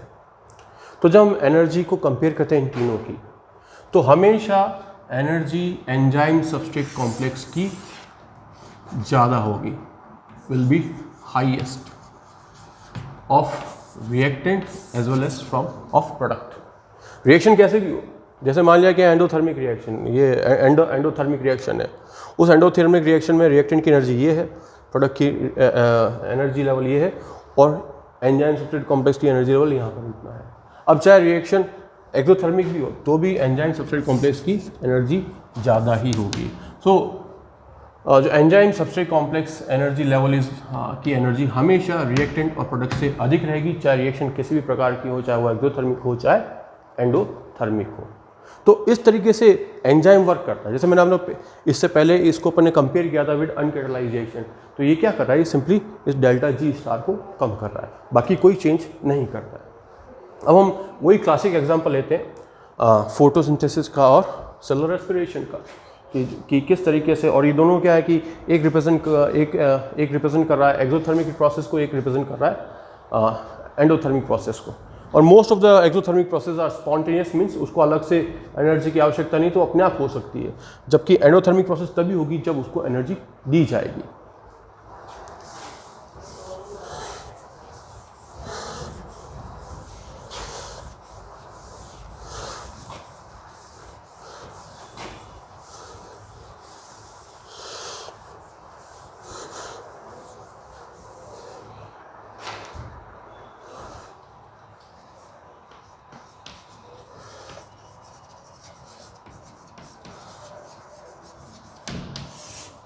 फोटोसिंथेसिस, जिसकी जो सिंपल इक्वेशन है carbon dioxide plus H2O give rise to C6H12O6 and during this process oxygen molecule is liberated which is, जो कि डिफ्यूज हो जाता है एनवायरनमेंट में, और ये रिएक्शन जो सन की जो रेडिएंट एनर्जी है उसकी प्रेजेंस में ही होगी। ठीक है, सपोज मान लिया ये रिएक्टेंट्स है, दीज आर रिएक्टेंट्स, और रिएक्टेंट की एनर्जी को हम शो कर रहे हैं GR से। मान लिया GR है 100 कैलोरी, कितना 100 कैलोरी, और लगभग 686 कैलोरी के आसपास पर मोल, 100 कैलोरी पर मोल। मोल मीन्स अवोगाड्रो नंबर, एक मोल में कितना होता है 6.023 × 10⁻23 पार्टिकल्स, चाहे कोई भी हो। तो इतनी एनर्जी दी गई तब जाकर के ये रिएक्शन कंप्लीट हुई, और अल्टीमेटली जो प्रोडक्ट बना उस प्रोडक्ट का जो एनर्जी है GP is something around 786 calorie per मोल, हम मान के चलते ही है। ठीक है, बाहर से एनर्जी मिली 686 कैलोरी, 100 कैलोरी इनके पास थी, और बाद में ये 786 कैलोरी बन गई ओवरऑल। अब अपन इस प्रोसेस, ये जो रिएक्शन है ये कोई सिंगल स्टेप रिएक्शन नहीं है। जहाँ फोटोसिंथेसिस आपने पढ़ा होगा या पढ़ेंगे तो देखेंगे कई सारी इंटरमीडिएट स्टेप्स होती हैं, लाइट रिएक्शंस होंगी, डार्क रिएक्शंस होगी, तब जा कर के ये ग्लूकोज मॉलिक्यूल फॉर्म होता है। डार्क रिएक्शन में भी कई सारी एंजाइमेटिक रिएक्शंस, केमिकल रिएक्शंस होती हैं। तो free energy change of the reaction delta G क्या होगा? Now free energy change of the reaction, which is called delta G, is always the energy difference between the reactants and products. तो ये हमेशा होगा GP minus GS, GR। ठीक है, तो delta G is equal to, यहाँ पर GP कितना है 786 माइनस GR, यहाँ पर 100 है, तो हो गया प्लस 686 कैलोरी पर मोल। अब यहाँ पर इम्पॉर्टेंट बात ध्यान देने की है कि यहाँ पर पॉजिटिव साइन से दिखाया जा रहा है। पॉजिटिव मीन्स इस केस के अंदर डेल्टा जी जो है पॉजिटिव है। किस केस में? और ये रिएक्शन कौन सी है? एंडोथर्मिक। तो मीन्स एंडोथर्मिक प्रोसेस में हमेशा डेल्टा जी जो होगा वो पॉजिटिव होगा। एक इंपॉर्टेंट बात, ठीक है। अब एक बार अपन देख लेते हैं जस्ट दूसरी रिएक्शन जिसको हम कह रहे हैं एक्सोथर्मिक। एंडोथर्मिक क्यों? क्योंकि इसको बाहर से एनर्जी देनी पड़ी, तब जाके ये रिएक्शन कंप्लीट हुई, क्योंकि प्रोडक्ट की एनर्जी लेवल रिएक्टेंट से ज़्यादा है।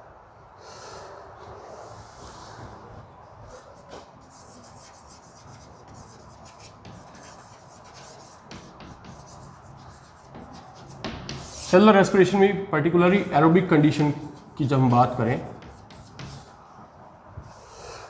तो एक ग्लूकोज मॉलिक्यूल का जब कंप्लीट ऑक्सीडेशन होता है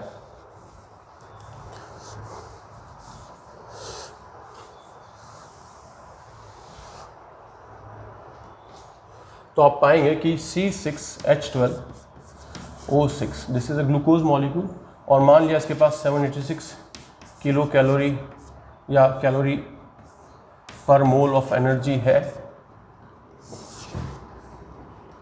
इन प्रेजेंस ऑफ ऑक्सीजन। जब इसका ऑक्सीडेशन होगा तो energy poor molecules CO2 plus H2O liberate होंगे। यहाँ पर ये फ्री एनर्जी है रिएक्टेंट की जो कि 786 के आसपास है, और ये प्रोडक्ट्स हैं जिसको GP कहेंगे, और वो है लगभग 100 calorie per mole. They are energy poor molecule, और चूँकि इतनी एनर्जी थी, अब इतनी सी एनर्जी रही तो काफ़ी अमाउंट में एनर्जी यहाँ लिबरेट हो रही है। कुछ एनर्जी को तो कैप्चर किया जा रहा है in the form of ATP, और काफ़ी सारी अमाउंट ऑफ एनर्जी हीट के फॉर्म में भी लिबरेट हो रही है। That is energy transformation. Energy transformation जो हो रहा है यहाँ पर। तो अब इसका free energy of the reaction क्या होगा? Delta G is equal to GP minus GR, और we can say delta G is equal to 100 minus 786 जो होगा माइनस 686 कैलोरी पर मोल। तो इस केस में एक्सोथर्मिक रिएक्शन के केस में जब भी होगी डेल्टा जी जो होगा वैल्यू वह नेगेटिव आ रही है, वह नेगेटिव आ रही है। और जब डेल्टा जी नेगेटिव हो तो उन रिएक्शंस को हम स्पॉन्टेनियस रिएक्शंस भी कहते हैं, एक्सोथर्मिक रिएक्शंस भी कहते हैं, क्योंकि कोई भी सब्सटेंस है वो लो एनर्जी स्टेट में रहना पसंद करेगा, है ना। तो वो हाई एनर्जी स्टेट से इजीली कन्वर्ट हो सकता है इनटू लो एनर्जी स्टेट। जैसे फॉर एग्जांपल अगर कोई वाटर है हाइट पर है, टंकी के पर है, तो वो आसानी से बिना मोटर की सहायता से नीचे की तरफ आ जाएगा। बस आप नल खोलेंगे तो पानी अपने आप नीचे आएगा। That is from high energy to low energy. और वाटर जो टंकी पर छत पर है वहाँ पे उसका एनर्जी लेवल ज़्यादा है, और वही वाटर अगर ज़मीन पर आएगा नीचे तो उसका एनर्जी लेवल कम हो जाएगा। उस तरीके से तो उसको हम कहेंगे spontaneous process. High energy to low energy, energy बीच में लिबरेट भी होगी in the form of heat also, जो भी है।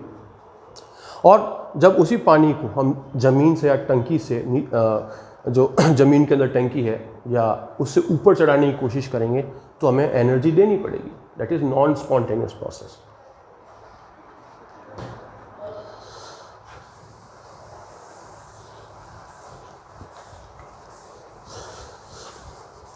तो जब भी एक्सोथर्मिक प्रोसेसेस होगी सेल के अंदर या एक्सोथर्मिक रिएक्शंस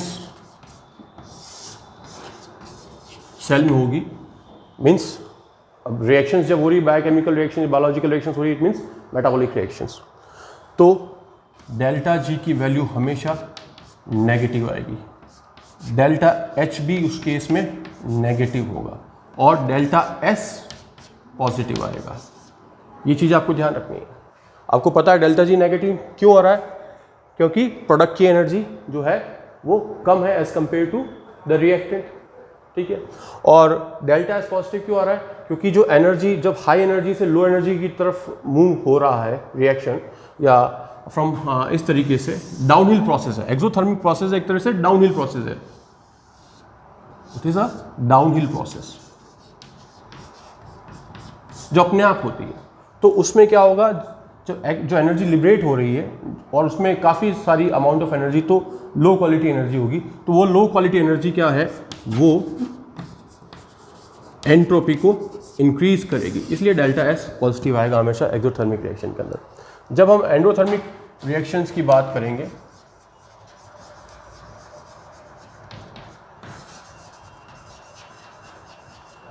तो delta G is always positive, delta H is also positive, but delta S is actually negative, क्योंकि एंडोथर्मिक प्रोसेस के अंदर जो है रैंडमनेस कम हो जाएगी, डिसऑर्डरनेस कम हो जाएगी, क्योंकि जो एनर्जी लेवल है वो प्रोडक्ट का ज़्यादा होगा और रिएक्टेंट का एनर्जी लेवल कम है, तो उल्टा उसमें बाहर से एनर्जी दी जा रही है ताकि मैटर ज़्यादा ऑर्डर फॉर्म में वहाँ पर रह सके। तो this is a comparison between the exothermic processes and endothermic processes. और हमने ये देखा है कि क्या फ्री एनर्जी कॉन्सेप्ट होता है, क्या एंट्रोपी का कॉन्सेप्ट है, और किस तरीके से हम जब एंजाइम की बात करते हैं तो एंजाइम किस तरीके से वर्क करते हैं, वो simply free energy of activation को कम कर रहे हैं, बाकी वो रिएक्शन की फ्री एनर्जी में कोई चेंज नहीं करते हैं, ठीक है। और हमने ये वैल्यूज़ देखी, डेल्टा जी, डेल्टा एच और डेल्टा एस की वैल्यूज़ क्या रहती है एक्सोथर्मिक प्रोसेस के अंदर और एंडोथर्मिक प्रोसेसेस के अंदर। एक चीज़ और, सपोज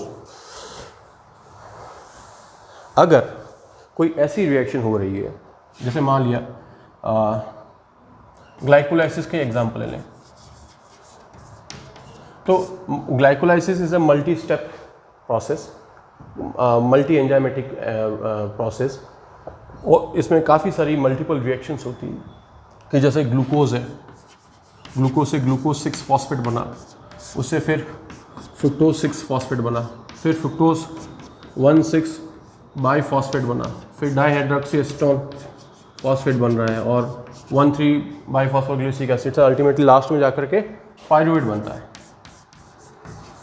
तो हर एक स्टेप पर एक अलग एंजाइम काम कर रहा है, जैसे यहाँ हेक्सोकाइनेज एंजाइम है, या दैट इज ग्लूकोकाइनेज हो सकता है, हेक्सोकाइनेज हो सकता है, या कोई आइसोमरेज एंजाइम होगा, या एक अलग टाइप का काइनेज एंजाइम होगा। तो डिफरेंट एंजाइम्स हर स्टेप पर एक अलग अलग एंजाइम वर्क कर रहा है। अब इस पर्टिकुलर रिएक्शन के लिए ग्लूकोज टू ग्लूकोज 6 फॉस्फेट के लिए ये रिएक्टेंट की तरह काम करेगा और ये प्रोडक्ट की तरफ काम करेगा। मान लिया किसी स्टेप पर रिएक्टेंट की एनर्जी और प्रोडक्ट की एनर्जी अगर बराबर हो तो उस समय डेल्टा जी क्या होगा, इजिकल टू 0। क्या अगर मान लिया रिएक्टेंट की एनर्जी भी 100 कैलोरी होगी, प्रोडक्ट की एनर्जी भी 100 कैलोरी होगी, तो GP means both are of 100 calorie per mole, ये भी 100 कैलोरी पर मोल है, तो GP minus G R, that is 100 minus 100 will be 0, free energy is 0। और ये कब, ये अगर हम रिएक्शन बायोलॉजिकल रिएक्शंस की बात करें और ड्यूरिंग बायोलॉजिकल रिएक्शन अगर डेल्टा जी किसी समय 0 हो गई तो उस कंडीशन में क्या कहेंगे हम कि ये एक मेटाबॉलिक इक्विलिब्रियम पर आ गए, मेटाबॉलिक इक्विलिब्रियम पर आ गई है। और मेटाबॉलिक इक्विलिब्रियम जब भी होगा तब डेल्टा जी 0 हो जाएगा, और ये चीज़ सही नहीं है सेल के लिए, क्योंकि जब फ्री एनर्जी 0 हो गई, फ्री एनर्जी मीन्स जो एक्चुअल एनर्जी है वो 0 है, तो it means it will result into death of cell, cell की डेथ हो सकती है। मतलब कहना मतलब एक ग्लूकोज से ग्लूकोज 6 फॉस्फेट बन रहा है, और फिर दोनों के बीच में इक्विलिब्रियम अचीव हो गया, अब ग्लूकोज 6 फॉस्फेट आगे फ्रुक्टोज 6 फॉस्फेट में कन्वर्ट नहीं हो रहा है, और जब ये फ्रुक्टोज 6 फॉस्फेट में कन्वर्ट नहीं होगा तो आगे की रिएक्शंस नहीं होगी, और आगे की रिएक्शंस से ही बाद में सब्स्टिट्यूटेबल फॉस्फोराइलेशन से एटीपी प्रोड्यूस हो रहे हैं आगे की स्टेप्स के अंदर नीचे की तरफ जा करके। तो जब मेटाबॉलिक इक्विलिब्रियम हो जाएगा तो आगे की प्रोसेस नहीं हो पाएगी, और जब भी मेटाबॉलिक इक्विलिब्रियम होगा तो फ्री एनर्जी सेल की 0 हो जाएगी, और जब फ्री एनर्जी सेल की 0 हो जाएगी तो it means it will result into, जब सेल के पास एनर्जी नहीं है तो सेल इज डेड, तो इसलिए मेटाबॉलिक डिसइक्विलिब्रियम एक बहुत यूनिक फीचर है लाइफ का।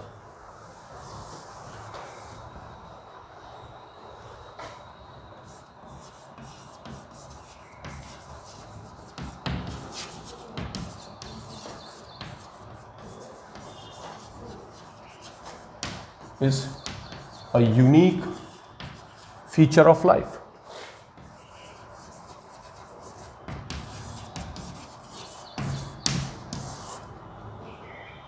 Means और metabolic disequilibrium means delta G कभी भी जीरो नहीं होना चाहिए।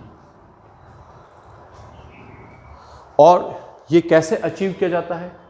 How the metabolic disequilibrium is achieved by cell or by the metabolic processes which are taking place inside the cell। वो ऐसे अचीव किया जाएगा कि जैसे मान लिया, क्योंकि कई सारी जो रिएक्शंस है, बायोकेमिकल रिएक्शंस है, वो रिवर्सिबल नेचर की भी होती है। जैसे मान लिया कि एक मल्टी एंजाइमेटिक रिएक्शन है, ए से बी बना, बी से सी बना और सी से वापस बी बन सकता है।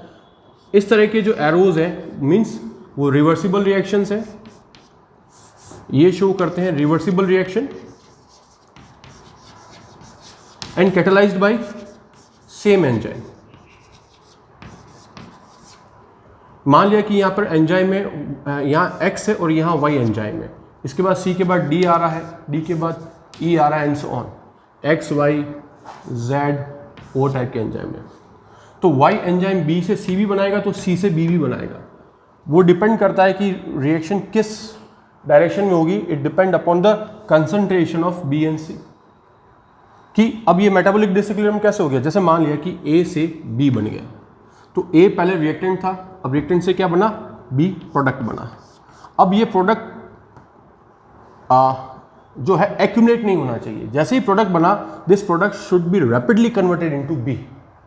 अगर प्रोडक्ट एक्यूमुलेशन स्टार्ट हो गया मल्टी एंजाइमेटिक पाथवे में, तो मेटाबॉलिक इक्विलिब्रियम अचीव हो सकता है। और मेटाबॉलिक डिसइक्विलिब्रियम तभी होगा कि once the product has been form, it should rapidly act as reactant and should be converted into new product. तो बी अगर एक्यूमुलेट हुआ तो सी नहीं बनेगा। और जैसे मान लिया कि बी से सी बनता गया, तो सी वापस रिवर्स डायरेक्शन में भी आ सकता है। तो उस केस में क्या, अगर सी एक्यूमुलेट हो गया तो इसकी कंसंट्रेशन अधिक हो जाएगी, तो फिर एंजाइम क्या करेगा? वाई फिर सी से वापस बी बनाएगा। और जबकि ए से जो ई वाली प्रोसेस हो रही है वो एक एक्सोथर्मिक प्रोसेस है। उसके अंदर क्या है कि अल्टीमेटली सेल को एटीपी चाहिए। A is an actually energy rich molecule, तो इसके लिए ज़रूरी है। और ये एटीपी प्रोडक्शन तब होगा जब डी से ई स्टेप होगी और यहाँ पर एडीपी से एटीपी बन रहा है, जिसको हम कहेंगे सबस्ट्रेट लेवल फॉस्फोराइलेशन। और ये प्रोसेस तब होगी जब डी मॉलिक्यूल तो बनेगा, और डी मॉलिक्यूल तब बनेगा जब ये प्रोसेस होगी। और मान लिया प्रोसेस बी और सी के बीच में अटक गई, है ना, सी तो बनता जा रहा पर सी आगे डी में कन्वर्ट नहीं हो रहा, तो इसका मतलब मेटाबॉलिक इक्विलिब्रियम आ गया। और जब मेटाबॉलिक इक्विलिब्रियम आ जाएगा तो एनर्जी नहीं बन पाएगी सेल के अंदर। इसलिए मेटाबॉलिक डिसइक्विलिब्रियम एक इंपॉर्टेंट फीचर है। जैसे बी बना, B should be converted to C, C बना तो सी एक रिएक्टेंट की तरह करके it should be rapidly converted to D. तभी ये प्रोसेसेस सेल के अंदर हो सकती हैं, चाहे वो किसी भी टाइप की प्रोसेस हो, चाहे एनाबॉलिक प्रोसेस हो या कैटाबॉलिक प्रोसेस हो। सो ओवरऑल आज हमने एक बहुत ही महत्वपूर्ण टॉपिक के बारे में अध्ययन किया है एंजाइम्स के, जिसकी जो कि एक्चुअली उसका मैकेनिज्म ऑफ एक्शन है, और ये बताने की हमने कोशिश करी है कि किस तरीके से ये enzyme free energy of activation को कम करके बायोकेमिकल रिएक्शंस को कैटलाइज करते हैं और उसकी स्पीड को इंक्रीज़ करते हैं। उसके साथ ही हमने थर्मोडायनेमिक एस्पेक्ट की भी स्टडी की। हमने कुछ बायो एनर्जेटिक्स और थर्मोडायनेमिक्स की जो कुछ बेसिक्स नियम है, the very basic laws of the thermodynamics we had studied the first law of thermodynamics, we had studied the second law of thermodynamics, and I had mentioned that all organisms are energy transformers, and energy transformation is never 100% efficient. जब भी energy transformation होगा तो there is some loss of some unavailable energy. Unavailable energy means कि वो energy काम में नहीं use हो पा रही है, and that energy is called as actually low quality energy. And in most of the biological processes the low quality energy is heat तभी एक वर्क कर पाएगी, और लो क्वालिटी एनर्जी वर्क नहीं कर पा रही है, पर हीट कब वर्क कर पाएगी, जब when there is temperature difference between the two systems, और वो क्या होगा, heat will always flow from high temperature region to low temperature region. So this is all about the mechanism of enzyme action, और अगली class से enzyme की हम start करेंगे, उनकी एक्टिव साइट्स के बारे में, उनकी काइनेटिक्स के बारे में हम अगली क्लास में डिस्कस करेंगे. Thank you.